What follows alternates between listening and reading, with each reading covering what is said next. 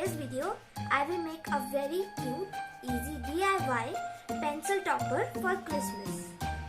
But before starting my video, I request you all to please like it, share it and subscribe to my channel if you have not subscribed yet. Also press the